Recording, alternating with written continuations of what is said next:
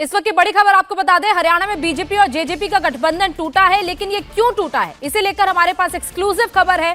हमारे संवाददाता ने बताया कि जेजेपी लोकसभा चुनाव के लिए बीजेपी से 2 सीटें मांग रही थी। इसमें एक सीट हिसार की। बीजेपी ने साफ कर दिया कि जेजेपी को लोकसभा सीट देने का सवाल ही पैदा नहीं होता। इसी के बाद से दोनों पार्टियों में रिश्ते खराब होने शुरू हो गए, जिसका नतीजा आज गठबंधन की टूट के तौर पर सामने आया।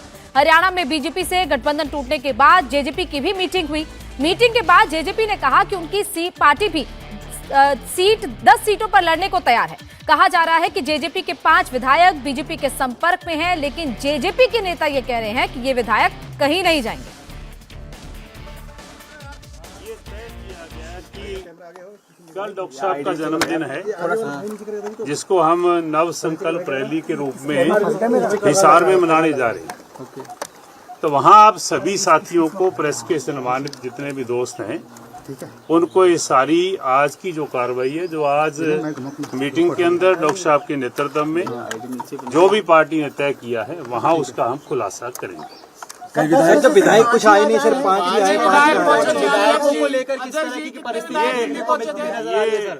ये सारी बात आज की बजाय कल हो सकती है। नहीं, आज हमारे पॉलिटिकल एडिटर देवेंद्र पराशर हमारे साथ जुड़ चुके हैं और राजभवन से पुनीत परिंजा हमारे साथ लगातार बने हुए हैं। देवेंद्र, जिस तरीके से 2 सीटें मांगे जा रही थी, क्या आधार जेजेपी दे रही थी कि क्यों वो सीटें चाहते हैं? क्या इतनी मजबूत स्थिति में वो अपने आप को देख रही थी और बीजेपी लगातार ये मना कर रही थी कि कोई सीट नहीं दी जाएगी?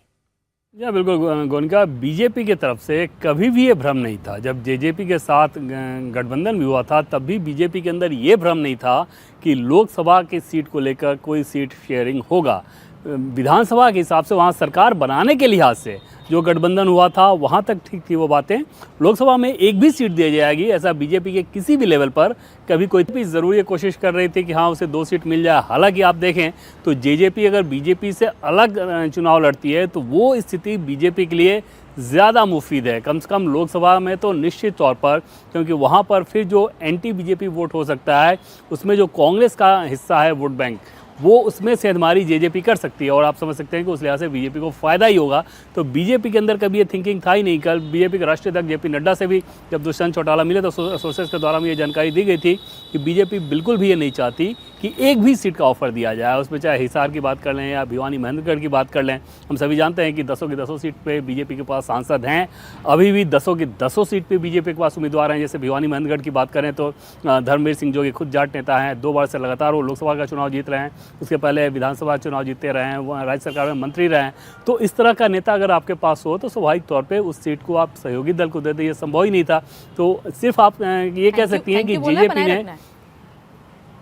जेजेपी ने कोशिश ज़रूर की थी, लेकिन वो कोशिश कामयाब होती नज़र नहीं आई और 2 टूक शब्दों में बीजेपी के द्वारा मना कर दिया गया था।